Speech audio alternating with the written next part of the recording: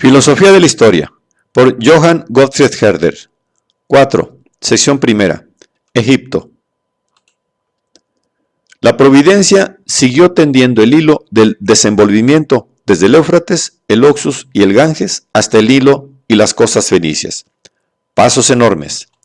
Rara vez me alejo sin veneración del antiguo Egipto y del estudio de lo que él ha llegado a ser en la historia de la especie humana. País en que habrían de formarse en parte los sentimientos y conocimientos de la juventud de la humanidad, como en el Oriente los de la infancia.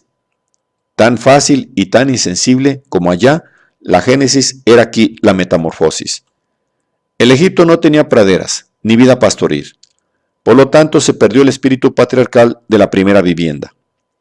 Pero formado por el limo del Nilo y fertilizado por él, obtuvo casi con la misma facilidad la ubérrima agricultura. El mundo pastoril de costumbres, inclinaciones, conocimientos peculiares, se transformó en jurisdicción de gentes agrícolas. Cesó la vida nómada. Se establecieron moradas fijas, la propiedad rural.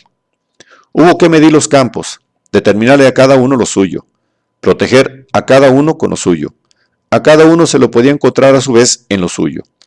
Se constituyó la seguridad pública, la jurisprudencia, el orden, la policía, todo lo cual no había sido posible en la vida nómada del Oriente. Se constituyó un mundo nuevo. Surgió una industria que, como no la había conocido el habitante feliz y ocioso de las chozas, el peregrino y el forastero en el mundo, se inventaron artes que aquel no necesitaba ni deseaba necesitar. Con el espíritu de precisión y la actividad agrícola de los egipcios, estas artes no podían menos que llegar a un alto grado de perfección mecánica. Un sentido de estricta aplicación, de seguridad y de orden presidía todo. Todos tenían nociones de legislación a las que estaban comprometidos por necesidad y placer. Por lo tanto, también el hombre estaba sometido a esa legislación. Los sentimientos, que allá solo eran paternales, filiales, pastoriles y patriarcales, aquí se hicieron civiles, rurales, urbanos. El niño ya había salido de la mantilla. El joven estaba sentado en el banco de la escuela y aprendía el orden, el trabajo y las costumbres civiles. Una comparación precisa entre el espíritu oriental y el egipcio demostraría que no es vana mi analogía tomada de las edades del hombre. Evidentemente, a lo que tenían de común ambas edades se le quitó todo viso celestial y se lo reemplazó por la conservación de la tierra y el limo de los campos. Los conocimientos de Egipto dejaron de ser sabias máximas de la divinidad para ser leyes, normas políticas de seguridad, y las últimas de aquellas máximas solo fueron inscriptas como imagen sagrada en las losas para que no sucumbieran, para que el muchacho se educara frente a ellas y aprendiera la sabiduría. Los sentimientos de Egipto ya no eran tan delicados como los de Oriente. El sentido familiar se fue debilitando y en cambio se desarrolló la protección a la familia, la condición social, el talento de artista, que se transmitía como herencia con la condición social como la casa y el labradío. La tienda ociosa en que dominaba el hombre se había hecho una morada de trabajo en la que la mujer ya era persona, en que el patriarca ahora era un artista que se ganaba la vida. La extensa vega de Dios, llena de rebaños, era un campo cubierto de pueblos y ciudades. El niño que se alimentaba con leche y miel era un muchacho a quien se recompensaba con tortas por el cumplimiento de su deber. A través de todo, vislumbraba nuevas virtudes que damos en llamar dedicación, fidelidad civil de los egipcios, pero que no era un sentimiento oriental. ¿Cuánto le repugnan aún hoy al oriental la agricultura, la vida urbana, la esclavitud en los talleres artesanos? Qué poco ha avanzado durante tantos miles de años en todo esto. Vive y medra como un animal libre en el prado. Contrariamente, el egipcio, cómo odiaba y le repugnaba el pastor y todo lo afín. Exactamente del mismo modo, el griego más refinado se rebela a su vez contra el egipcio, asémila cargada, es decir, al muchacho le repugnaba el niño en sus pañales, el joven odiaba la prisión escolar del muchacho, pero en suma uno seguía al otro, inmediata y sucesivamente. El egipcio sin la enseñanza infantil del Oriente no sería egipcio. El griego sin el celo escolar del egipcio no sería griego. Es su mismo odio el que señala el desarrollo, el progreso, los peldaños de ascenso. Son sorprendentes los caminos fáciles de la providencia.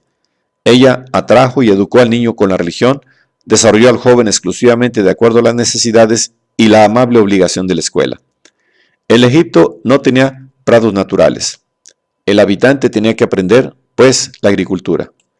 Cuán fácil se hacía ese difícil aprendizaje gracias al Nilo fertilizador. El Egipto no tenía maderas. Tenía que aprender a construir con piedra. Existían suficientes yacimientos de piedra. El Nilo resultaba cómodo para el transporte. ¿A qué altura llegó el arte? ¿Cuánto contribuyó para el desarrollo de otras artes? El Nilo desbordaba.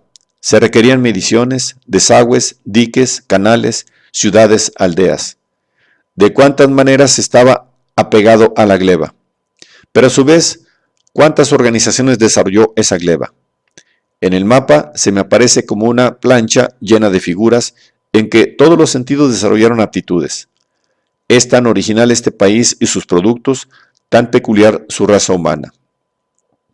La inteligencia humana aprendió mucho de él, y quizás no haya comarca en el mundo en que este aprendizaje hubiera sido tan evidentemente cultura del suelo como aquí. La China es aún un trasunto, que se juzgue y se acierte. Y otra vez esa necedad de desprender la única virtud egipcia del país, del tiempo y de la juventud del espíritu humano, y medirlo con la vara de una época distinta. Sí, como ya se ha demostrado, el griego pudo haberse equivocado de tal manera acerca del egipcio, y el oriental pudo haber odiado al egipcio. Me parece que el primer pensamiento tendría que ser el de imaginárselo exclusivamente en su lugar, pues de lo contrario se vería, máxime desde Europa, una deformación grotesca. La evolución se inició en el Oriente y en la infancia, y por supuesto la religión, el temor, la autoridad y el despotismo siempre tuvieron que constituir el vehículo de la educación, pues con el niño de 7 años tampoco se puede razonar aún como con el anciano y el hombre maduro. Por eso también ese vehículo de la cultura tuvo que provocar, según nuestra opinión, cierta dureza exterior, a menudo molestias y malestares que no son más que rencillas entre muchachos y guerrillas entre cantones.